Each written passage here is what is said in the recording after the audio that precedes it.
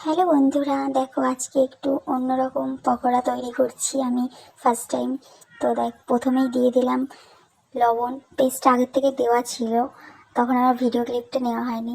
তারপর একটু লঙ্কার গুঁড়ো দিলাম, একটু ধনের গুঁড়ো, একটু জিরের গুঁড়ো দিয়ে দিয়েছি। তারপরে দিচ্ছি হলুদ। আর এবারে দেব কর্নফ্লাওয়ার।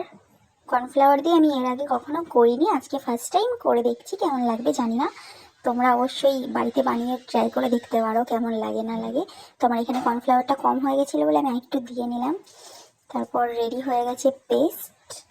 তারপর এখানে তেলটাকে গরম করে নিয়েছি। তেলটা একটু ভালো করে গরম করে নিতে হবে, না হলে কড়াইয়ের মধ্যে লেগে যেতে পারে। তো এখানে দেখো, তারপর এখানটায় দেখো লাল লাল মতন হয়ে গেছে। আমি উল্টিয়ে পাল্টিয়ে ভেজে নিচ্ছি ভালো করে। এখানে আমার ভাজা কমপ্লিট। তো দেখতেই পাচ্ছ কেমন কতটা সুন্দর লাগছে দেখতে, খেতেও ঠিক অতটাই সুন্দর লাগবে। তো আমি তোমাদেরকে দেখিয়ে দিচ্ছি কেমন আমাদের এই যে এর মধ্যে একটু লেবু দিয়ে আর একটুখানি বিট লবণ দিয়ে খেলে তো জাস্ট ওয়াও, খেতে হেভি টেস্ট হয়েছিল এটা।